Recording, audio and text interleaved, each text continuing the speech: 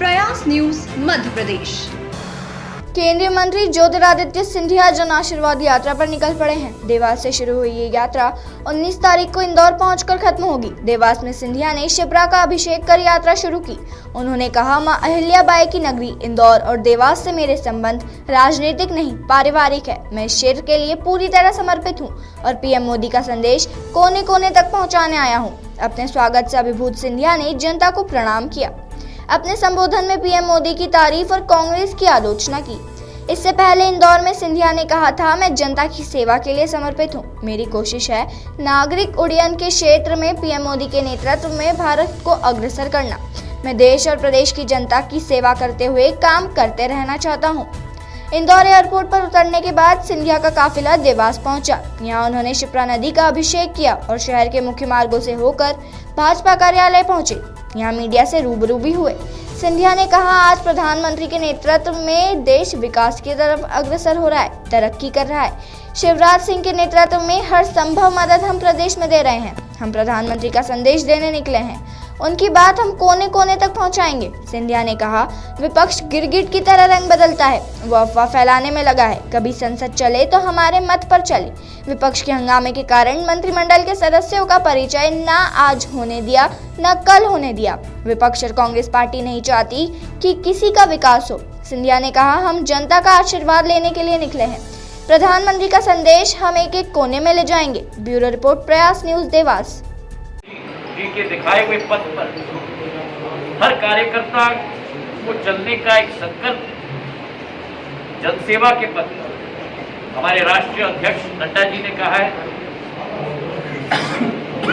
कि जनसेवा ही संगठन है, जनसेवा के पथ पे चलना है। और दूसरे तरफ ये विपक्ष जो केवल जनता की विकास और प्रगति का संदेश, जनता की जान की सुरक्षा का संदेश हम देश के कोने कोने में ले जाएंगे। और सरकार की सोच और विचारधारा किसानों के प्रति, गरीबों के प्रति, एक एक इंसान के प्रति जनता के समक्ष रखेंगे। ये हम लोगों का संकल्प है। आज जब पिछड़े वर्ग का आरक्षण का विधेयक हमने संसद में पारित किया तो राजनीतिक सुखबुगाहट देखकर उन्होंने सही रास्ता पकड़ने का निर्णय लिया। लेकिन प्रश्न ये पूछा जाना चाहिए विपक्ष से, कांग्रेस से खास करके, कि 70 साल में उन्होंने क्यों नहीं किया जो प्रधानमंत्री नरेंद्र मोदी जी ने करके दिखाया, पिछड़े वर्ग को आरक्षण दे।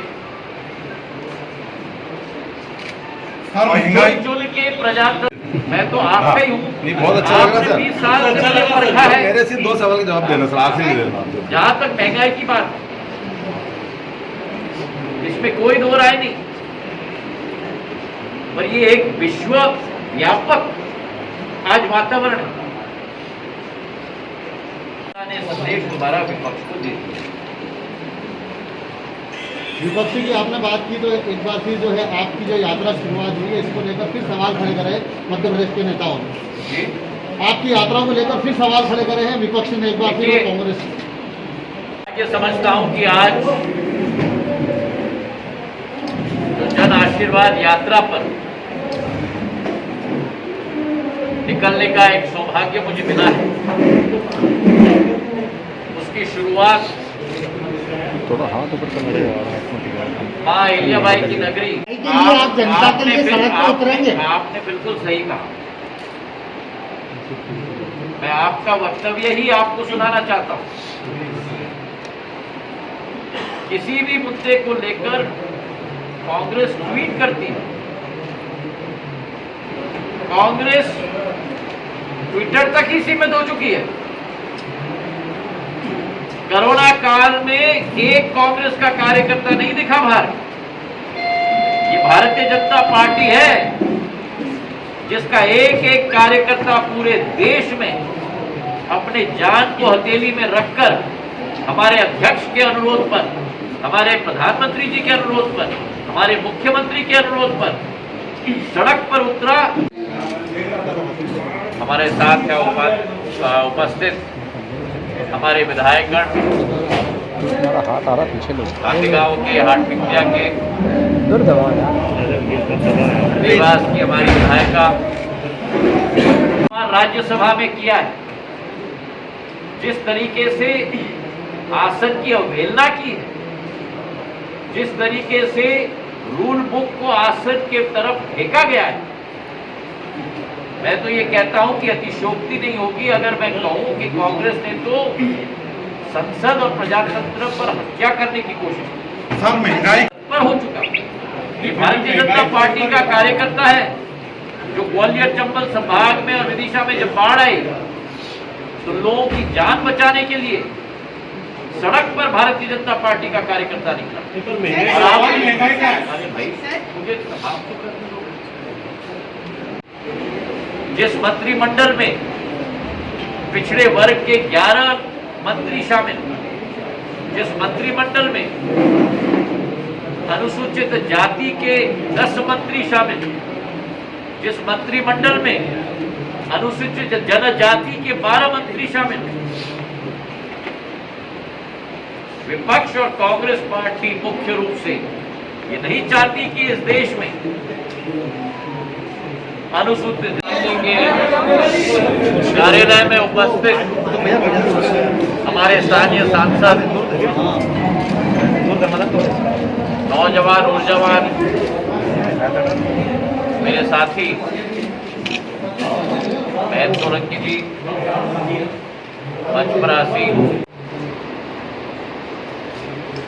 और आज प्रधानमंत्री जी के नेतृत्व में जो देश एक तरफ प्रगति और विकास के प्रति अग्रसर हो रहा है,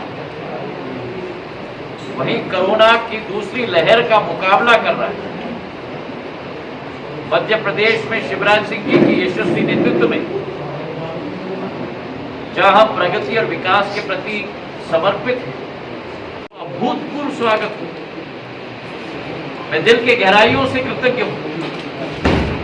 पहले भी इस क्षेत्र के लिए मैं समर्पित था, आज भी हूं और आपके द्वारा मैं जनता से निवेदन करना चाहता हूं कि जिंदगी के आखिरी क्षणों तक इस क्षेत्र के विकास और प्रगति के लिए मैं समर्पित रहूंगा। जिंदगी भर जनता का ऋणी रहूंगा। आपके जरिए जनता को तहे दिल से, दिल की गहराइयों से, मेरा एक राजनीतिक नहीं है लेकिन एक पारिवारिक और इस क्षेत्र के लिए सदैव सिंधिया परिवार पूर्ण रूप से समर्पित रही।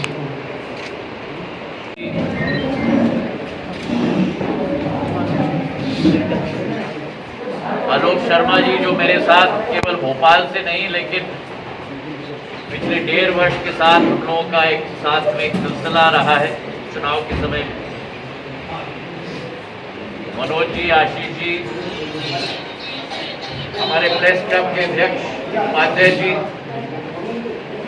और प्रेस के मेरे सारे भाइयों और बंधुओं,